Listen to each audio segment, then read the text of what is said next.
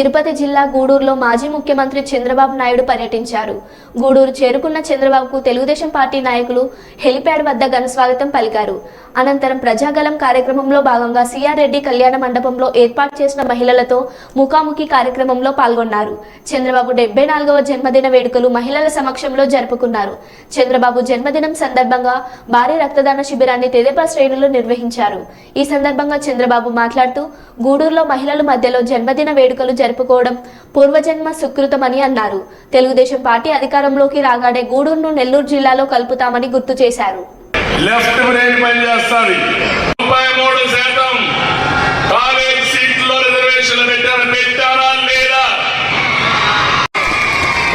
ఇప్పుడు మీరు ఒక్కసారి ఆలోచించండి.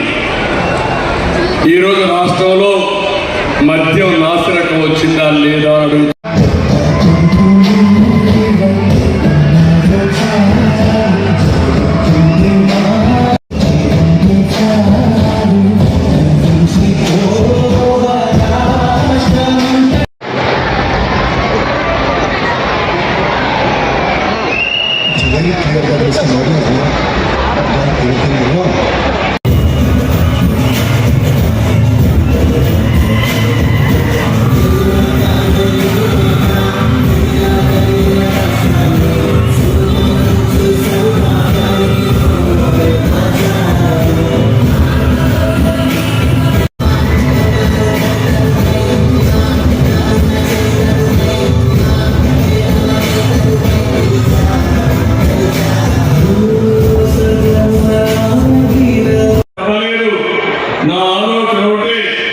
అధికారంలో ఉన్న ప్రతిపక్షంలో ఉన్న ఈ పేదవాళ్ళ అభివృద్ధి చేయాలనే తప్ప నాకు వేరే కోరిక ఆలోచన లేదని తెలియజేస్తున్నా.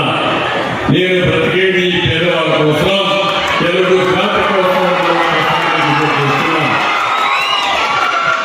అదే సమయంలో నేను ఒకటే ఆలోచించాను. చాలా మంది రాజకీయ నాయకులు ఇప్పుడే వరప్రసాద్ చెప్పినట్టు ఇక్కడ సిలికాన్ ఉంది, ఎక్కడ దోచుకోవాలని ఆలోచిస్తారు.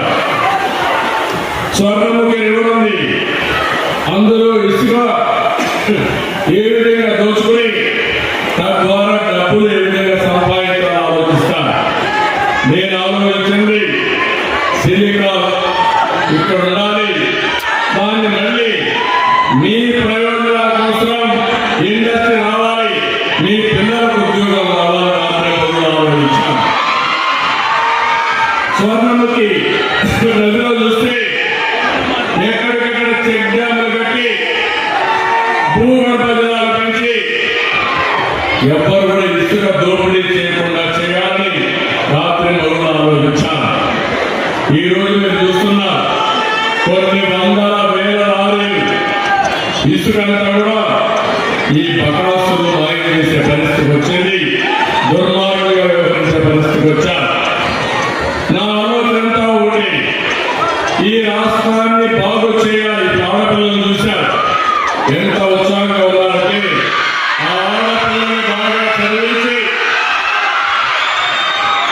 మంచి ఉద్యోగాలుగా వచ్చే విధంగా నైపుణ్యాన్ని పెంచితే ఈ ఆడబిడ్డలు ప్రపంచాన్ని శాసించే పరిస్థితి వస్తుంది. అది నా కళ. సంపద సృష్టించడం తెలిసిన పార్టీ తెలుగుదేశం పార్టీ, అది దేశానికి అందించిన పార్టీ కూడా తెలుగుదేశం పార్టీ అని చెప్పి మీకు తెలియజేస్తుంది. ఒక బ్యాక్ బోన్ అనే పరిస్థితి వచ్చింది. భవిష్యత్తులో నా కోరిక ఒకటి, ప్రపంచంలోనే తెలుగు జాతి నెంబర్ 1గా ఉండాలి. భారతదేశంలో కానీ ఆంధ్రప్రదేశ్ రాష్ట్రంలో కానీ పేదరికం లేకుండా అందరూ కూడా పేదరికం లేని రాష్ట్రం వచ్చే విధంగా చేస్తానని కూడా నేను మీకు తెలియజేస్తున్నా. అందుకే ఈరోజు ఇప్పుడే మిత్రులు మాట్లాడారు. నేను ఒకటే మీరు అందరినీ కోరుతున్న, ఆడపిల్లలందరినీ 5 సంవత్సరాలు ఏం పేరు పెట్టాలో నాకైతే అర్థం కాదు. జయకాంత్ రెడ్డి పేరు పెట్టామా? ఎందుకంటే అతను జగన్మోహన్ రెడ్డి కాదు, జయకాంత్ రెడ్డి, మోసపు రెడ్డి, అందరినీ మోసం ఒక్కడే ఉండాలని కోరుకునే దుర్మార్గుడు ఈ జగన్మోహన్ రెడ్డి. అవునా కాదా అని అడుగుతున్నా. అవునంటే చేతులు చూపించిన అవునని. ఏది దొరికినా ఎక్కడ చూసినా కుంభకోణాలు తప్ప ఏమీ లేవు. ఇసుక దోపిడీ, ఇసుక డిపోలు కూడా ఆయనవే, మద్యం షాపులు కూడా ఆయనవే, మద్యం తయారీ కూడా ఆయనది, భూముల మీద కూడా ఆయనదే పెత్తనం. ఇదే జరిగితే మనందరం బానిసలుగా బతికే పరిస్థితి వస్తుంది. అదే నా బాధ, ఆవేదన మీకు తెలియజేస్తున్నా. నేను ఒకే ఒక విషయం మిమ్మల్ని అందరినీ గుర్తు చేస్తున్నాను. భవిష్యత్తులో నేను ఒక నిర్ణయానికి వచ్చి ఇప్పటికే ఆలోచన చేశాం. ఇంకా ఎక్కువ శ్రద్ధ పెడతాం. నా జీవిత ఆశయం జీరో పావర్టీ ఆంధ్రప్రదేశ్ తయారు చేయాలని నా జీవిత ఆశయం.